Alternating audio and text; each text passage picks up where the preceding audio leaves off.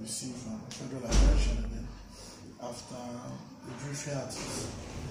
It is assumed that you played a major role in getting the federal government to revisit that role.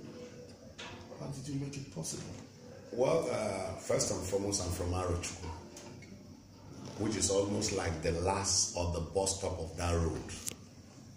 There are communities that are at the beginning or in between.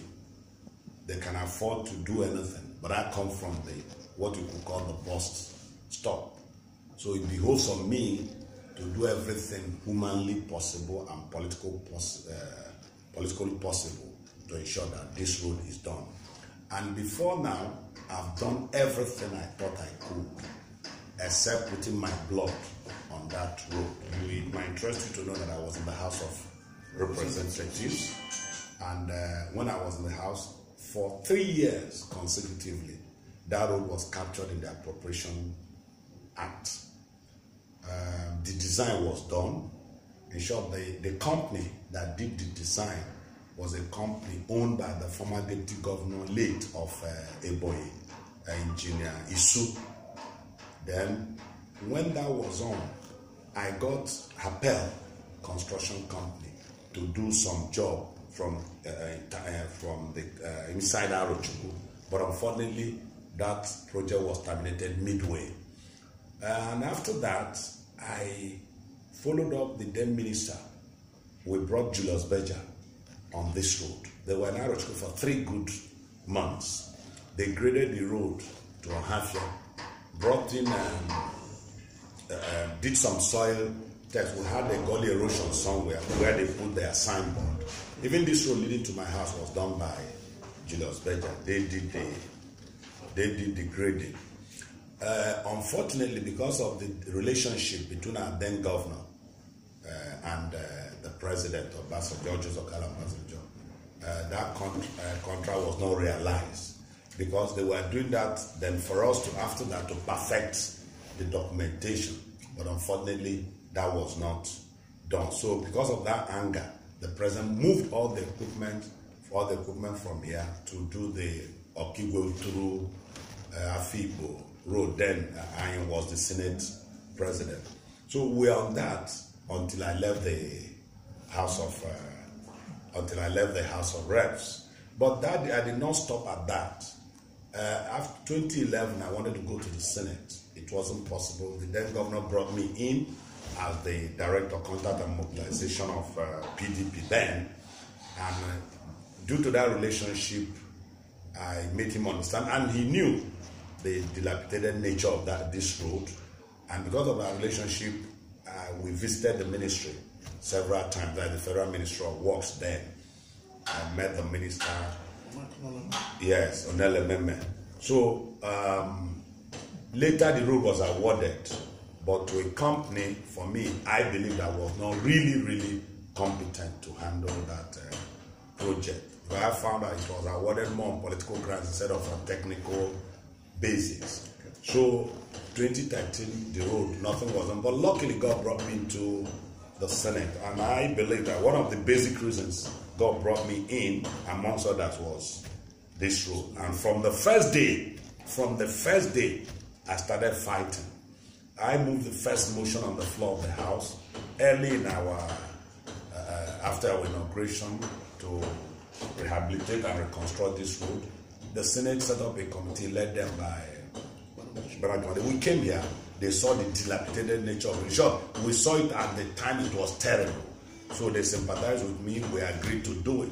But unfortunately, before the 2016 appropriation, my election was truncated because the bill court nullified my election. So I had to go back for a rerun. So I wasn't there when the 2016 appropriation was concluded. But when I came back, I put myself, with the support of the Senate President, the leadership, and my colleagues, I was privileged to be in the Committee on Appropriation and Works, because I was targeting this road, because I needed to put myself in a vantage position to be able to realize this road. And I want to thank God that actually that had given me the opportunity in answering your your question directly. So I got my colleagues to buy into it, and having also raised it on the floor, and the Senate had resolved that the road must be done. So it was quite easy because I had laid the foundation. So when the 2017, when the federal government budget came, that is the budget from the executive, the road was not captured. In 2017, it was not captured from the executive. I was angry. So like I said, I still pushed my chairman, Committee on Works, Senator Kennedy-Ukaga, the former governor of Kano State, and my colleagues, I thank them. I also pushed my committee chairman on appropriation, Danjuma Goje, the former governor of Gombe State. So we worked together. With their support, I reintroduced this project on 2017 budget. So when that was done, what we now did was to sectionalize it. Because we found out that the section 1 was still ongoing, no matter how slow they are, and it was not easy to terminate that contract. So I now made section 2, which will be longer than this one. I found out that the first contract was 15 kilometers. So now that went through, and we use our position. As I speak to you today, that road was advertised some few weeks back, and on the 18th of December, they opened the technical bid. And I know some prominent, reputable contractors had shown interest, bidded. I know that companies like Heartland Centraco, I know that companies like Xerox, I know that companies like 4ND, at least amongst there's a lot that bidded for this road, because I'm following up to know and to ensure that at least a competent contractor, a reputable handles this road. So for me, I wouldn't say it's Uhuru yet, but I'm looking forward to the former flag off of this road. And again, the day this road will be realized, because it has been a torturous journey. We have really suffered. So for me, it's not a political thing. I'm only saying it because I need to say. Otherwise, it's something that is part of me. It's the road to my village, to my town, to my community, to my local government. So, and God has put me in this position. I wouldn't know what I can tell God or tell people at the end of my period that this road is not realized. For Arochukwu people, for whether it's Ututu, whether it's EHO, or whether it's the upper part of Arochukwu and Ahafia, this road is key and critical, very important to all of them. And you know both the economic, political, and agricultural importance of this road. So that is the situation. But while that is on, I know that procurement process takes some time. I decided on my own, at least to make life a little easier for people coming in for the yellow tie season, to use the mulch, or from the little from the mulch God has given to me, to get some people to do some palliative on the road. They are still on, but I think they have touched some very critical bad areas on that road. So for me, this road is key, it's important to me, and I pray that God will help me that in this my tenure, that this road will be realized. If for nothing, at least in this first tenure, let it be awarded and let the project start. I know it might get into my second tenure by the grace of God. Yes. Okay, speaking of the second tenure, yes, we witnessed where traditional rulers from Arochukwu yesterday jointly endorsed to seek a second term. Yeah. Perhaps it is rooted in performance. Perhaps it's because you are their son. Yes. But could you tell us the joys that emanated well, such an endorsement? First and foremost, I want to say that it's not the Arochukwu traditional ruler that endorsed me the first time. In my town hall meeting, I think that was in September, the entire ABIA North endorsed me after I gave account of my stewardship. Because during my campaign, I promised them that I must hold my town hall meeting quarterly. Okay. If not for the truncation of my election, I've been on this every quarter.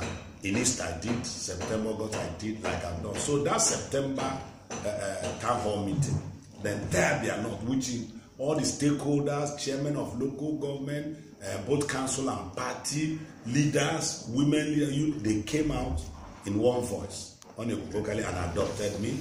Then 2 days back, on the 23rd to be precise, the entire traditional rulers of ABIA North, I had a session with them.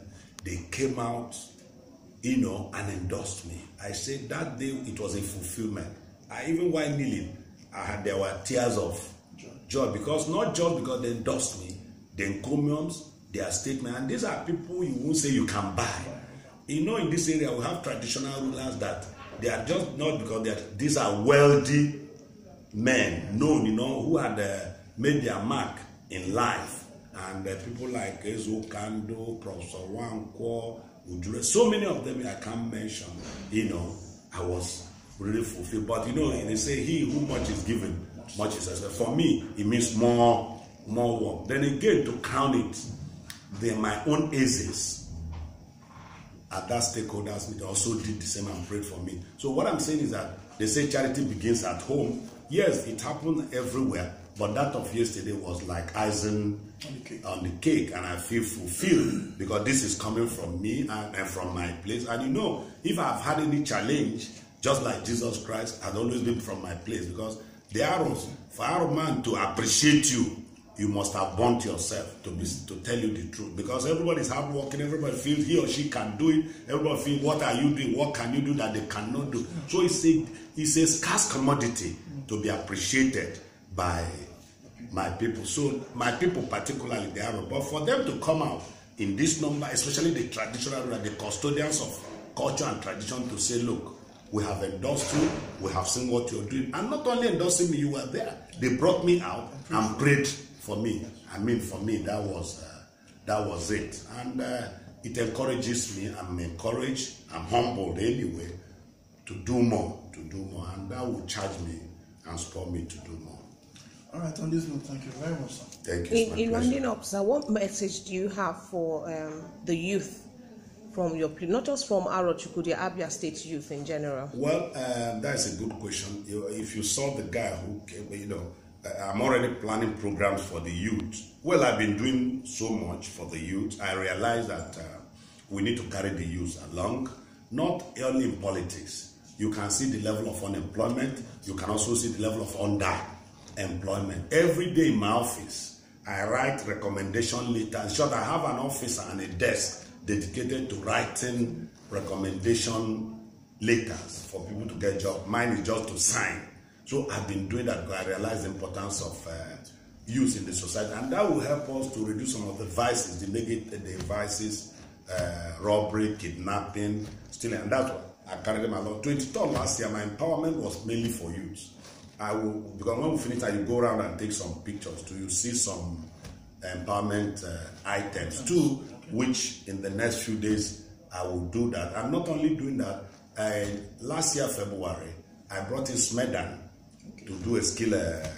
To do skill training because we need to empower some of them to be employable. We did that, and not after that we gave them starter packs to start them up. Now again, I've sponsored 300 that are undergoing training with NDE, National Development Director for Employment. They are on now, I think, but I made it to lessen their hardship. They are going from local government to local government, and after that, they will also empower them with items, but not just the items, but to make them employable. That is what is important. So this season, in the next few days, I'm going to invite the entire youth of Abia North. They are going to come to Arochukwu. We will speak to them, talk to them on the area of living good life.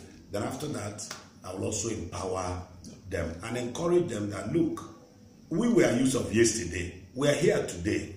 So you use us as a model. Use us as an example. I know times I had, but I encourage them to look at the positive side and be focused that it will be well. Nigeria will not remain like this. They are my resource. They are my strength, the youth, and I work with them. So I ask them to be patient and don't be deceived.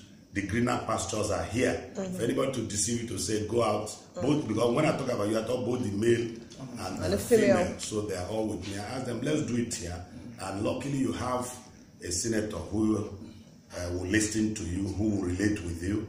let's have it. It might not be 100%. Everybody might not be empowered or getting job at the same time. But when you see out of 110 are involved, which means there is hope for everybody. So let them believe that there is hope. So I want them to remain focused and remain faithful.